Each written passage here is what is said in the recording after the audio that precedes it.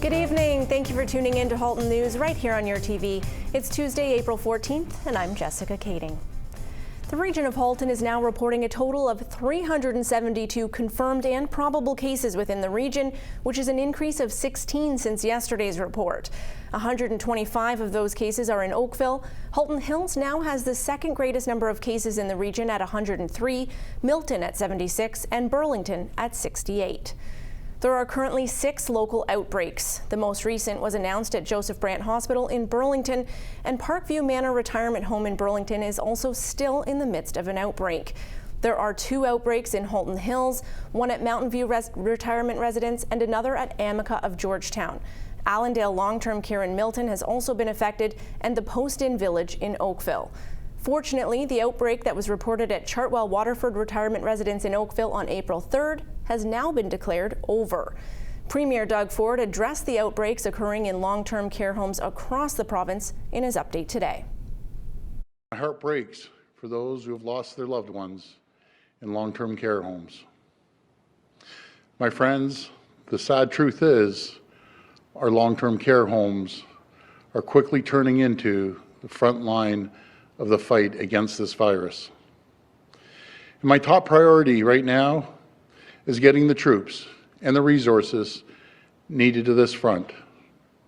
We're going through everything we have at our long-term care homes, and tomorrow we will launch an enhanced action plan to fight COVID-19 in long-term care homes. Our plan will include more support and more resources. We will spare no expense to protect our most vulnerable. We must redeploy every available resources to our long-term care homes right now. It is absolutely critical. And thanks to our collective efforts, we have not seen the surge in our hospitals that we were so worried about. As a result, we have capacity within the health sector. And I want available resources from our health system to be redeployed to those homes when there is a serious outbreak. The Premier also announced an emergency order to ensure that long-term care staff can only work in one home to help further contain COVID-19.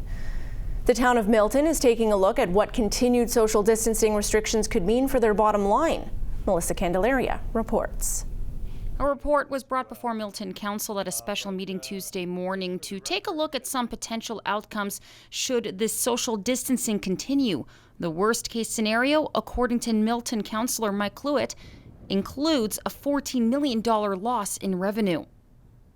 From our recreational programming, revenue from our sports center for skate revenue, for swimming, the additional costs that are involved in canceling these types of things as well. So it's an overall overreaching total. And again, 14 million does seem like it's a lot, and it is, but that's taking everything into consideration, from losing revenue, lost transit revenue, as we're discussing today. The ridership for our Milton Transit is down. Obviously, we're encouraging people to stay home, but there are still people who need public transit to get to shopping for groceries, for picking up medication at the pharmacy, and for getting to and from work. So there's still people that are using it, obviously comparable to many different transit systems in the GTA. The ridership is down, so it's the loss of revenue there that's taken into consideration. Cluett wants to make clear that, again, these projections are a worst-case scenario that the town has to prepare for. He says council is hoping for some provincial support. I know the province has met back in the legislature today.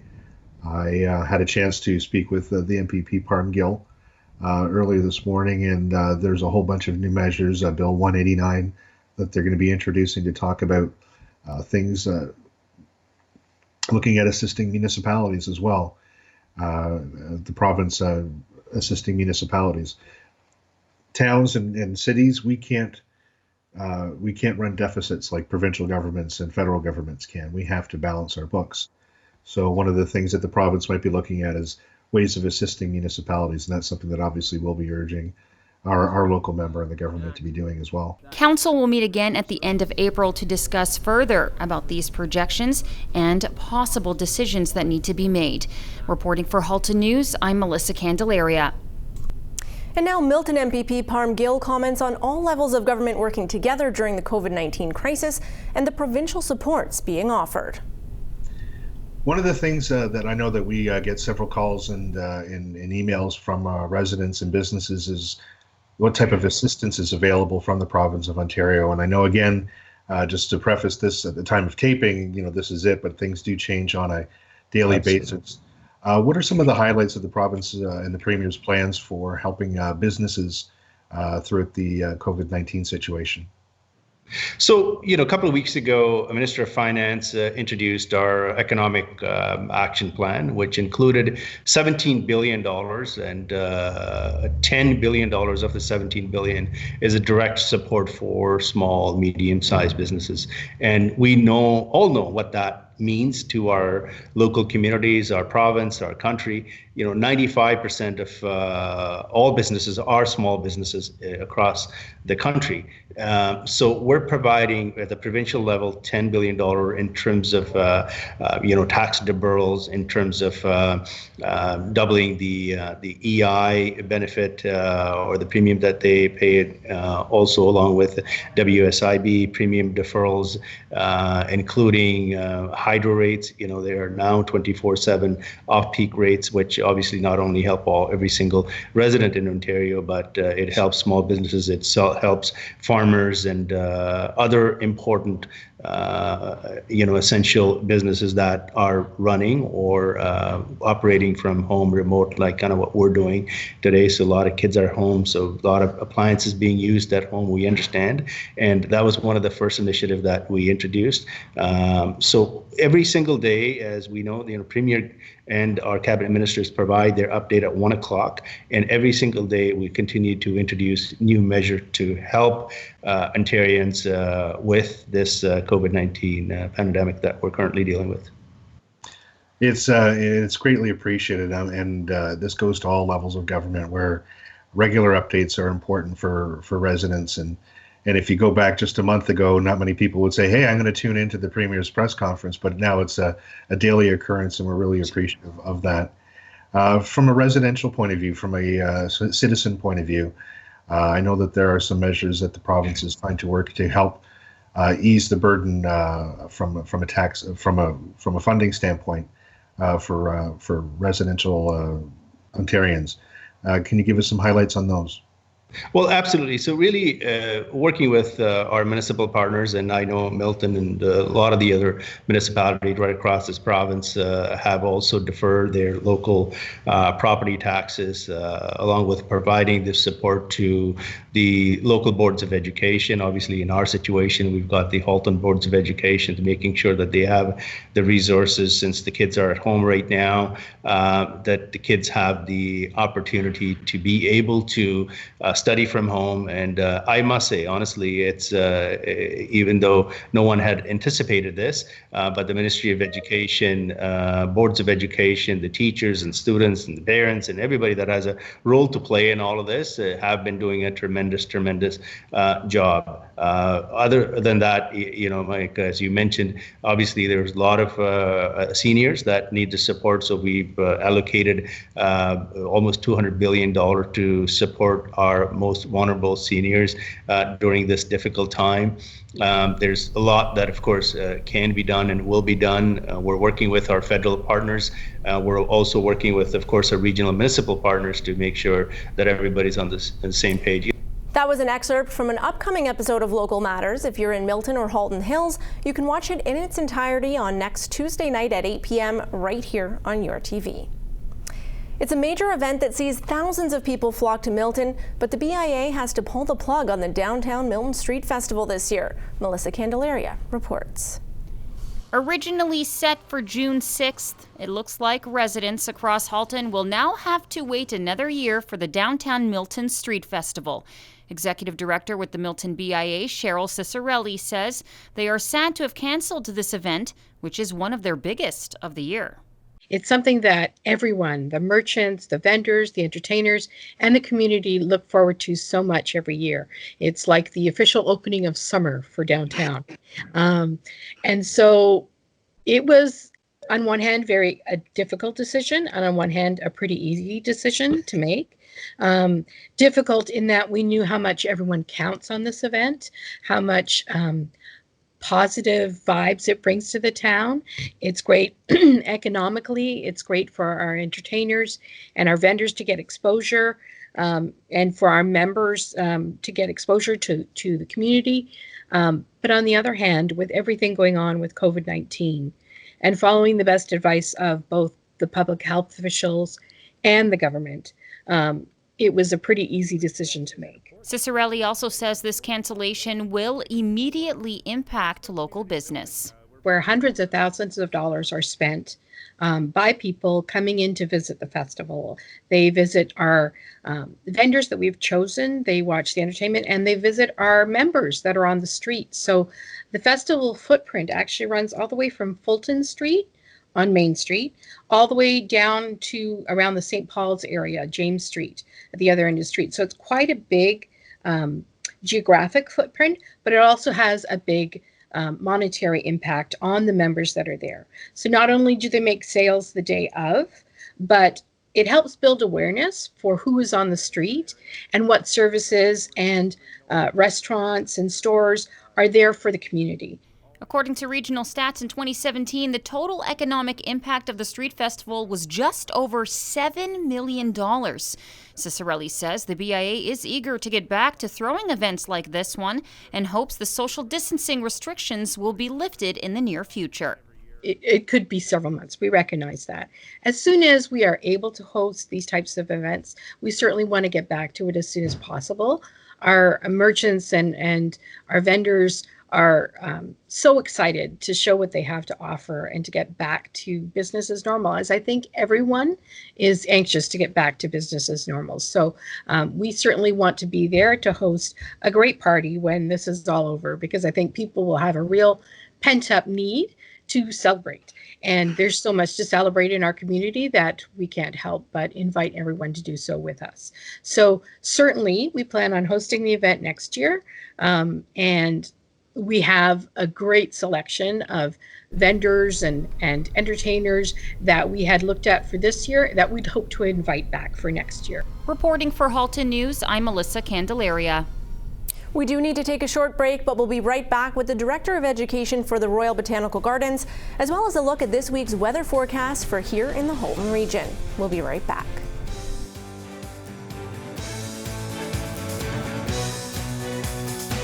Thanks for staying with us here on Halton News. I'm Jessica Kading, and yesterday we learned about the health benefits of working with the soil in your garden. Today, Barb McCain, the head of education at the Royal Botanical Gardens, shares with us the immune system boost you can achieve just from enjoying nature. So walking in your neighborhood is another great way to get sunshine and fresh air and exercise. But it's also a great way to connect with trees, because we all know good things come in trees. If you're working from home, you need to get up and move around just like you would in the office, hopefully. But if you can get out into a green space, you'll find that it can have a huge impact on your ability to focus and be creative. So our ability to focus is something that's kind of like a battery that gets drained. And the quickest way to recharge that battery is to immerse yourself in some aspect of nature. There's also something called Shinrin-yoku. It's a Japanese practice of forest bathing, and it's not a way to go and exercise in the forest as much as it is to go into a forest and really try and absorb nature, the sounds, the sights, the smells, and really bring that into your body. And research has found that that has a huge impact on human wellness. They've found that the people who spend time doing this have their natural killer cells stimulated. That's part of your immune response, and that impact can last up to a week or so. This decreases stress. It decreases the stress hormone, cortisol, decreases blood pressure, and increases our mood. And that's because of something that these trees are creating as part of their own immune system. They're volatile oils that the tree produces to help fight off pests, viruses, bacteria. And they exhale these into the air. And when we walk in areas like this, we get some of that benefit. And that's seems to be the potent part that is helping to stimulate our immune system and our mood system and help us feel a little bit better. So follow your social distancing rules, find some green space. Unfortunately, most trails are closed right now because it's hard to maintain social distancing requirements on them. But even if you're on your own property, there may well be evergreens, might not be this big, can be just some small foundation plantings around your house, but take advantage of those. And maybe when you take your next break, have a cup of tea with a tree. Take it outside, sit down in a lawn chair, and commune with the tree, breathe deeply, and be well. And now let's check to see when the best time to head outside this week will be.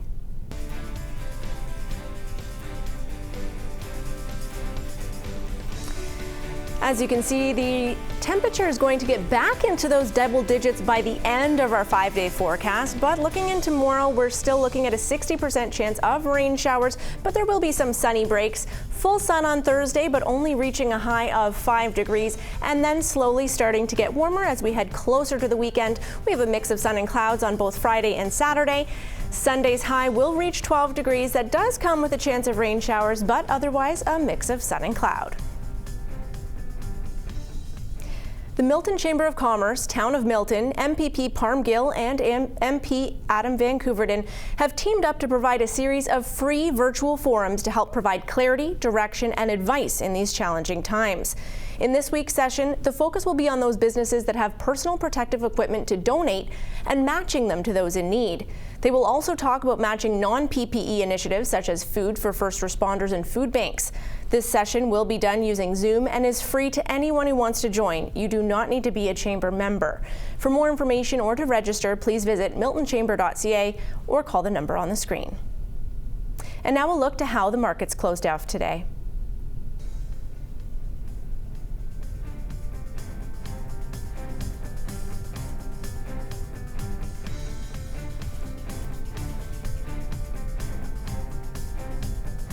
Time for another short break. We'll be right back after this.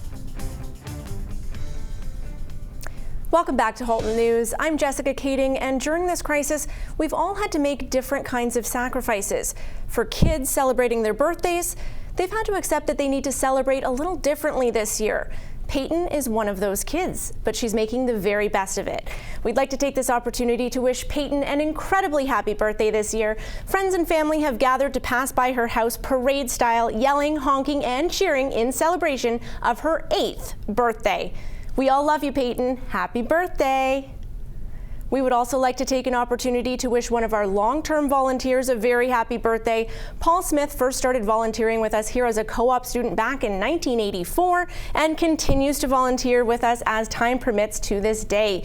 We appreciate you sharing your talent with us, and we see your daughter Natalie is talented as well. We love the happy birthday shirt she made for you. Enjoy your day as well.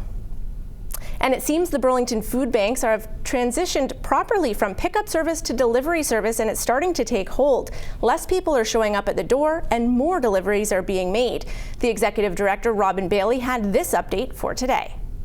Hi, Robin Bailey, the Executive Director of the Burlington Food Bank, and we just had a great weekend. I hope you all had a nice long weekend if you were able to take that and enjoy your family and friends. I know for me it was across a lawn, but that's okay.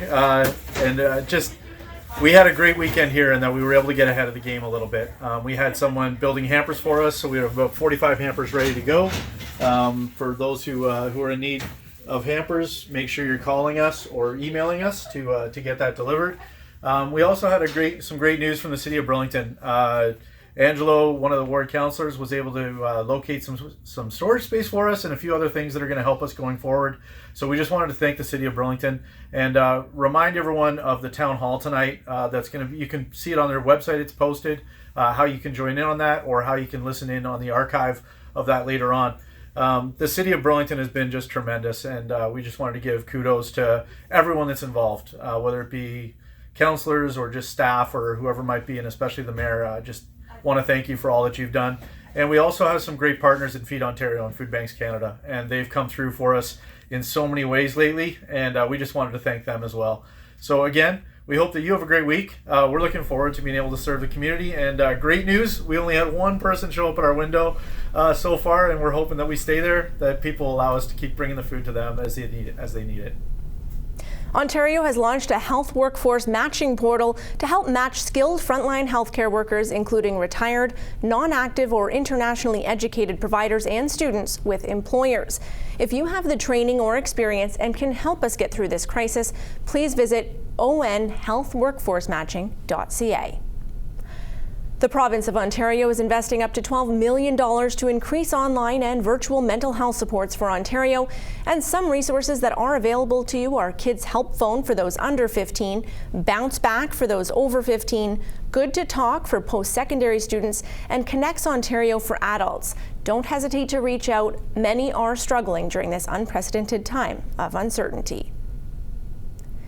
Meanwhile, the City of Burlington's second COVID-19 Teletown Hall happens tonight. This 2-hour event will offer you the opportunity to hear from a wide panel of leaders in our community. Please call 1-800-231-0276, or you can feel free to just tune in here on your TV from 7 to 9 o'clock to listen in. And now a look at where you can find factual and timely information on COVID-19 that you can trust. Official websites maintained by the Halton region and each municipality. And now here we have the national and provincial sites, as well as public health, telehealth, and the World Health Organization. Those resources are all listed on your screen. We will be back tomorrow with another edition of Halton News. In the meantime, we do invite you to follow us on social media at YourTV Halton. For Halton News, I'm Jessica Kading, and I thank you for watching.